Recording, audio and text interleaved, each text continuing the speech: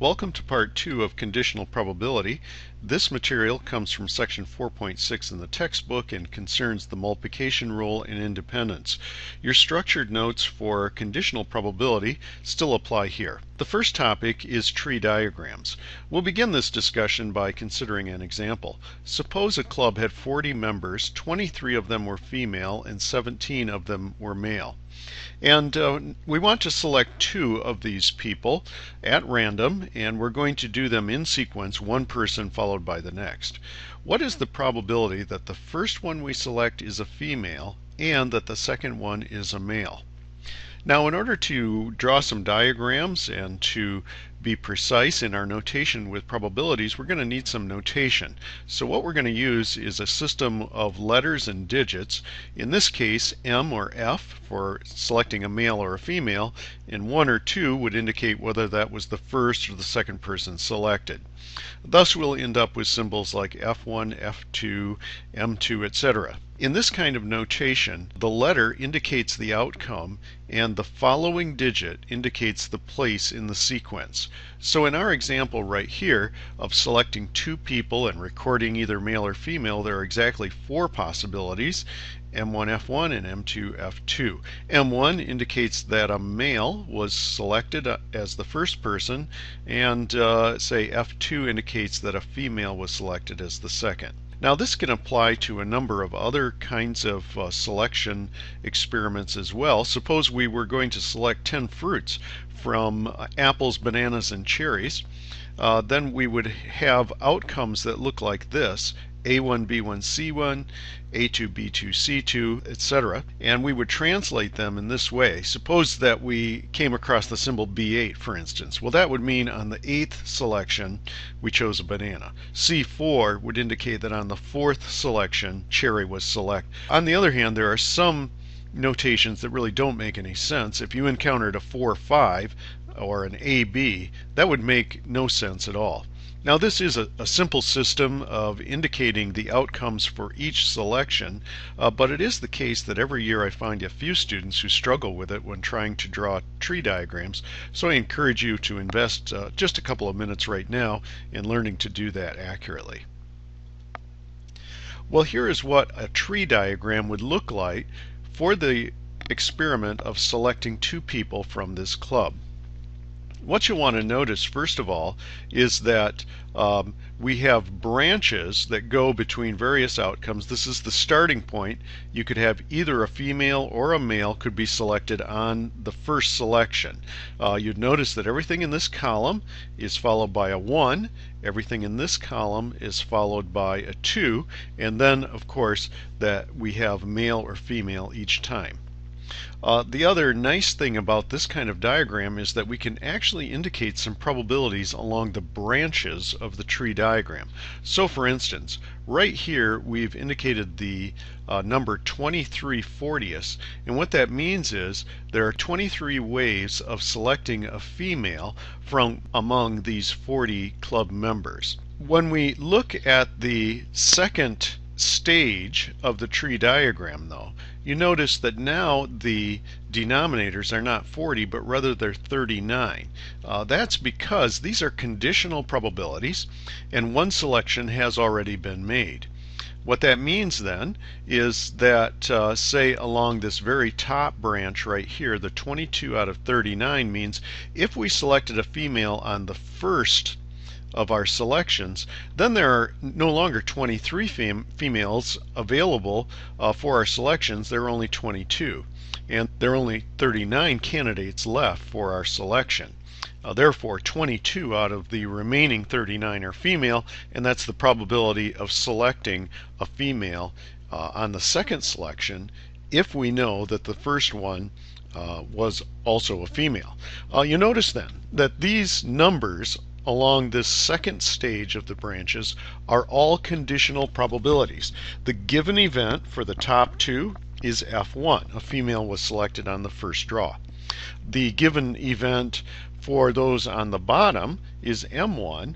A male was selected on the first draw. Finally, we can compute the probabilities of compound events F1 and F2 F1 and M2, etc., by taking the products of the numbers as we traverse the branches of the tree. For instance, if we take 23 over 40 times 22 over 39, we will get the probability of selecting a female on both the first and the second draws. If we wanted to compute the probability, say, of getting a male on the first draw and a female on the second, we would follow this path along the 17 over 40 and then along the branch labeled 23 over 39. The product of those two is the probability of getting a male on the first draw and a female on the second. This, in effect, is the general multiplication rule for probabilities. It says that if we multiply certain conditional probabilities together, we can get the probability of the compound outcome.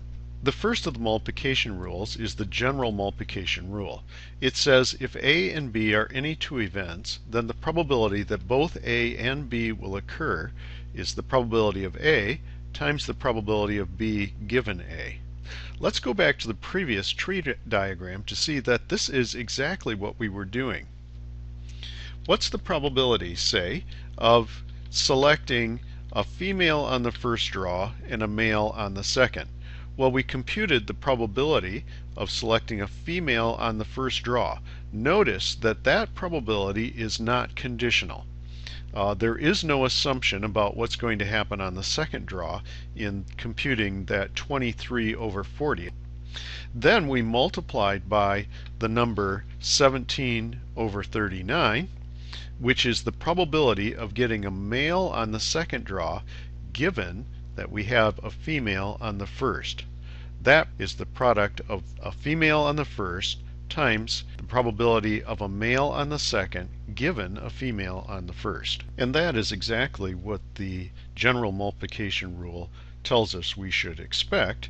It's the probability of the first times the probability of the second given the first. Now let's take a moment to copy down this tree diagram onto your notes, and you'll also want to make sure that you copy this statement of the general multiplication rule onto this location in your notes, which is at the top of page 2. Let's turn now to computing the probabilities that are indicated on the bottom of page 2.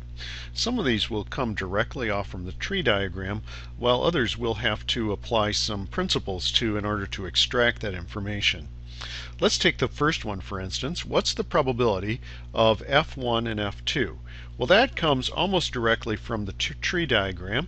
It's the probability that we select a female on the first and on the second selection, and therefore we simply take 23 over 40 times 22 over 39 to get a probability of approximately 0.324.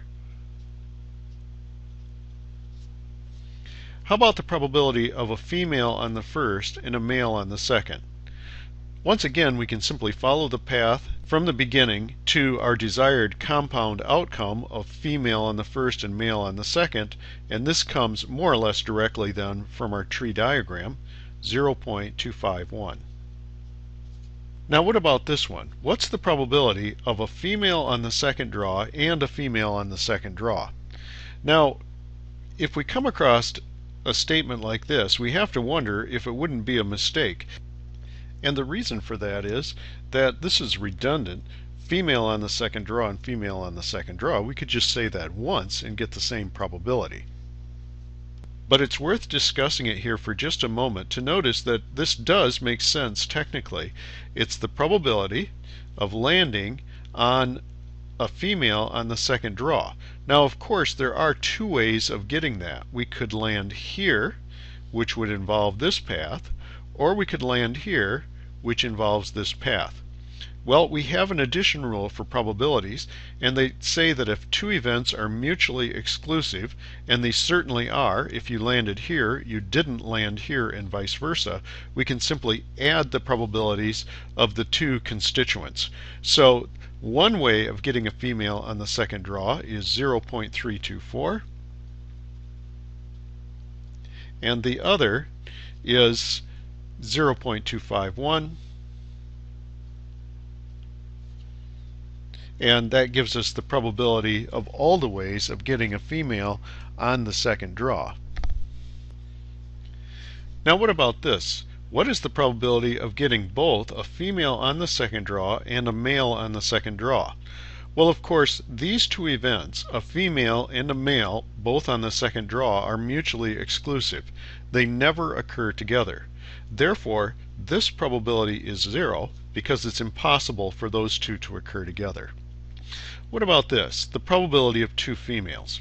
This one is relatively simple because there's only one way of getting it on the tree diagram. We go up this branch and over this way. It's female on both the first and the second. We read that as 0.324.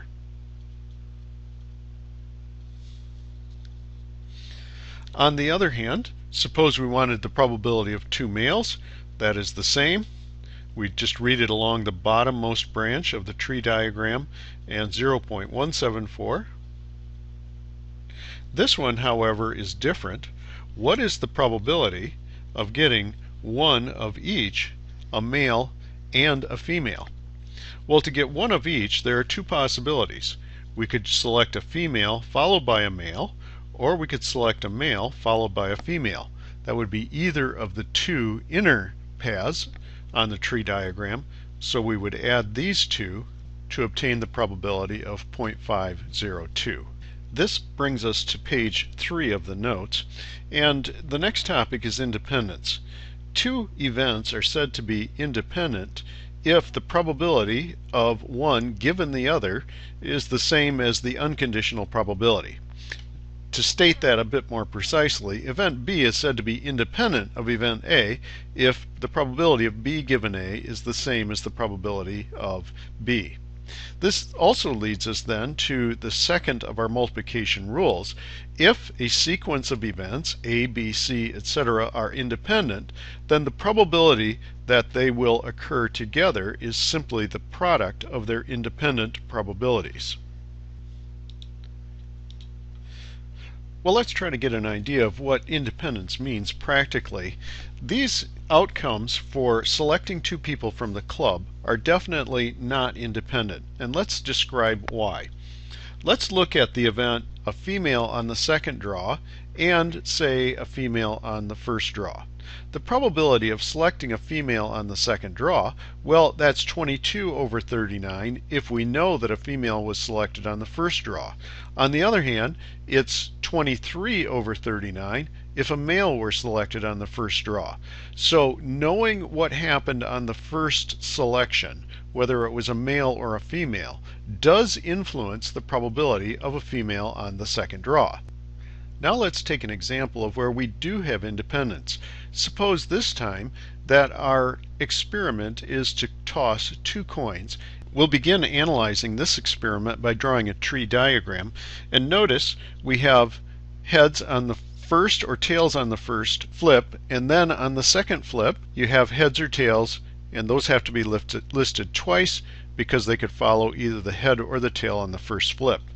In this case, the probability that the coin will come up heads or the probability that the coin will come up tails is exactly 1/2, and it makes no difference whether the coin came up heads or tails ahead of the current flip. One way of expressing that is to say that the coin has no memory. It does not know what we got on the last draw. When we look at this tree diagram, we notice that there is a difference from the experiment of selecting two club members. In the case of selecting two club members, if we were looking for the event, say, of getting a male on the second draw, we notice that this is different depending on what we got on the first draw.